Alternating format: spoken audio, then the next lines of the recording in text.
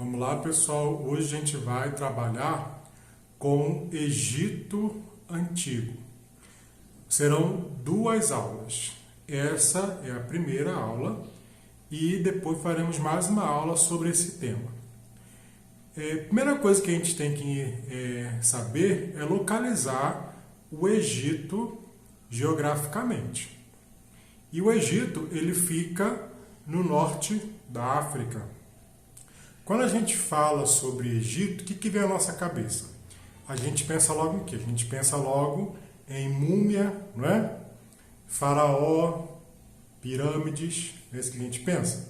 A gente pensa logo nisso quando a gente fala sobre Egito Antigo. Mas o Egito, ele também tem a sua história. A história do Egito, ela pode ser dividida em 3 períodos, e entre eles os chamados períodos intermediários. Então, o Antigo Império, o Médio Império e o Novo Império. No Antigo Império, a gente vai ter o que nós chamamos de nomos. O que eram os nomos? Os nomos eram cidades governadas por um chefe chamado de nomarca. Não confundir com monarca, tá, gente? Começa com N, nomarca. Então, o que acontece? Cada nomo tinha um governo próprio.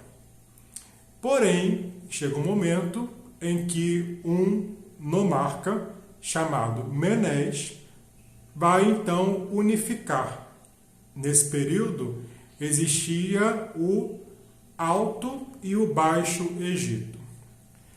O Alto Egito ficava ao sul do Egito, que é justamente onde fica a nascente do rio Nilo, que é o principal rio do Egito. E é dali que eles tiravam toda a sua fonte de alimento e por aí vai. E no norte, onde o rio Nilo desaguava, ficava então o Baixo Egito. Então Menes ele vai fazer essa unificação. Então ele vai unificar o Alto e o Baixo Egito. Então esse é o Antigo Império.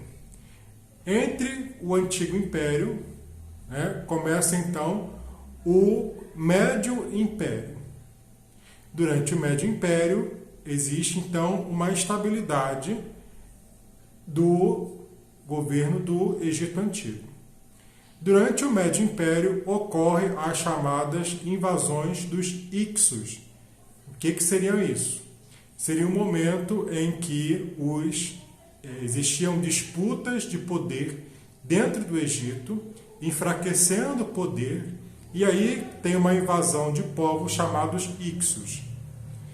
Depois disso, começa então o Novo Império. Os egípcios, então, expulsam os Hicsos de seu território e aí dão início a um novo império. É onde o Egito tem o seu apogeu. A sociedade egípcia, ela se dividia em diversos, digamos assim, grupos sociais. Era bem hierarquizada. Acima existia a figura do faraó. O faraó não era só um governante. Para os egípcios, o faraó assumia um papel, assumia a figura divina. O faraó era considerado, portanto, como uma divindade, como um deus.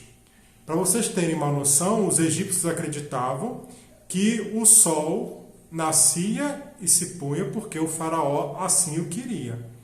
Então, jamais poderia acontecer do Egito ficar sem faraó.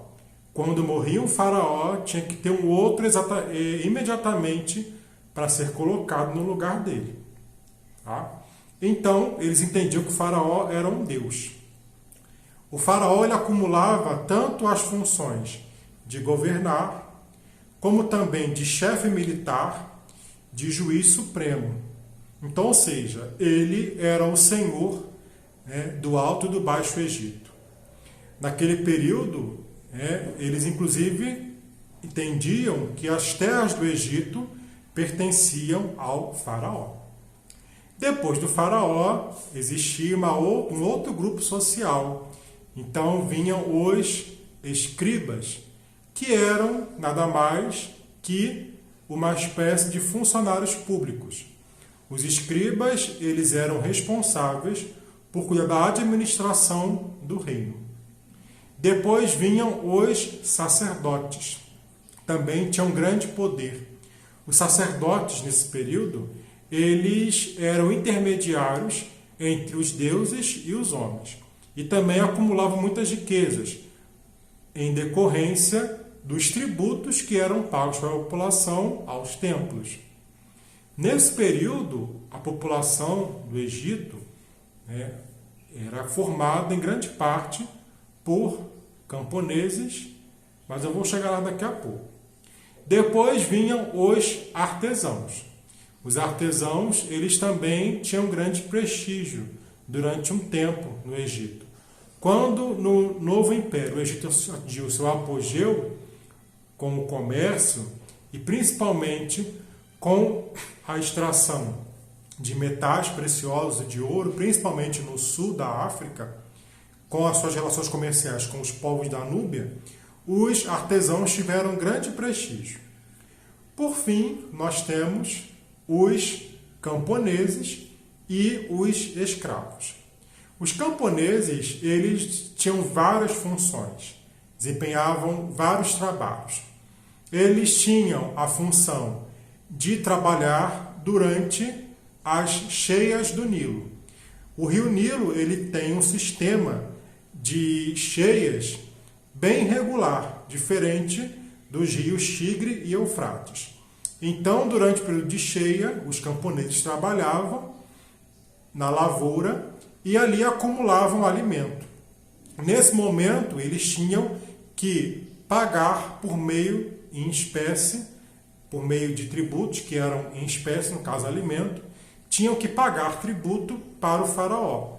Grande parte do que era então coletado ia para os celeiros reais, que deveriam então alimentar toda a corte. Tá? Em alguns momentos, quando fosse necessário, caso tivesse uma fome, o faraó deveria garantir o sustento da população e liberar esses celeiros. Além disso, eles também trabalhavam em obras públicas, na confecção de templos e por aí vai. A gente tem aquela expressão obra faraônica, né? Quando a gente tem uma obra assim enorme, uma obra muito grande, que custa muito dinheiro. E de fato era assim. Os faraós, eles, para tentar deixar sua marca enquanto governante, promoviam construções, digamos assim, bem exuberantes e enormes. Um exemplo disso são as próprias pirâmides e a esfinge e outros templos que existem no Egito Antigo. Então, para deixar sua marca, os faraós promoviam várias construções. E aí eles mandavam esculpir a sua figura de Deus e por aí vai, para poder registrar a sua marca de governo. Também faziam pinturas nos palácios e em vários outros templos que existiam. Então, essa era a função da população, a função dos camponeses. Quando não estavam trabalhando nas cheias do Nilo, na lavoura, eles também trabalhavam em obras públicas. Então, as pirâmides nada mais são do que o quê? São que túmulos. Cada faraó construiu uma pirâmide cada vez maior, maior do que o seu antecessor, para deixar a sua marca de governante e de monarca. Por fim, nós temos os escravos. Os escravos, em grande parte, eram prisioneiros de guerra e trabalhavam em funções mais pesadas. Os escravos, eles trabalhavam principalmente nas minas, então era um trabalho mais perigoso e mais pesado. Ok? Então, fico por aqui e até a próxima aula.